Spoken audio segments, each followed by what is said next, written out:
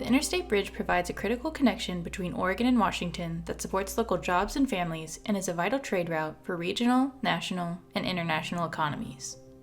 The Interstate Bridge Replacement Program is committed to investing in accessible facilities for active transportation, users who will walk, bike, and roll across the future bridge and throughout the program area. With dark alleyways, cumbersome ramps, and narrow pathways, the active transportation facilities that accompany the current interstate bridge are at times inadequate to accommodate bi-directional traffic and have areas that are not ADA compliant, resulting in a facility that may not be inviting for all ages and abilities. This is a bird's-eye view of the program corridor, with Oregon to the left, Washington to the right, and the Columbia River in the middle. North is to the right of the screen. The green, purple, and yellow lines throughout this map depict the proposed active transportation facilities being studied by the program in the draft SEIS. These are graphic representations and do not represent final design of the facilities or the widths of the facilities.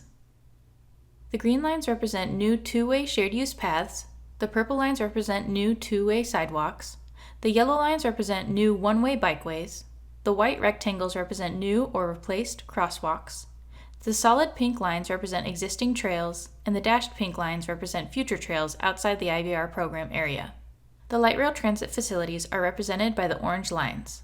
Roundabouts and other intersection and interchange configurations shown are placeholders. Final intersection types will be determined during the design phase. All proposed active transportation facilities in the IBR program area connect to either existing or planned active transportation facilities immediately adjacent to the program area. Let's first take a look at some of the active transportation routes on the Oregon side. To access Vancouver, Washington from the east side of I-5 near Delta Park in Portland, Oregon, active transportation users would follow this movement underneath Northeast MLK Boulevard on North Marine Way, connect to the arterial bridge across North Portland Harbor, stay on the shared-use path on the northbound bridge across the Columbia River, and return to ground level from the shared-use path ramp at the intersection of Columbia Street and Columbia Way to connect to the existing active transportation facilities along the Vancouver waterfront. The exact elevation of the shared-use path ramp in Vancouver is still to be determined and will differ based on the bridge configuration. However, it is anticipated to be between 80 and 90 feet from ground level. To access the west side of I-5 from the Delta Park area in the east, active transportation users would cross the street at the intersection and cross another intersection with light rail transit. Though it does have bike lanes, to travel westbound on MLK Boulevard, the proposed active transportation facilities are designed to encourage use of the shared-use path to bypass the interchange ramps and signals at Moraine Drive. Users can also connect to the 40-mile loop trail outside the IBR program. Bike facilities will still be provided on MLK Boulevard, though, and will include some interchange ramp crossings. These crossings will be protected by signals to improve safety and visibility. To access the west side of I-5 from the neighborhoods located in the east, active transportation users would follow this movement on the shared-use path. To access Hayden Island from the neighborhoods located east of I-5, active transportation users would make one crossing at the intersection to use the shared-use path located along the west side of the new arterial bridge over North Portland Harbor. Pedestrians could also choose to use the sidewalk on the east side of the new arterial bridge over North Portland Harbor rather than the shared-use path on the west side by crossing the intersection here.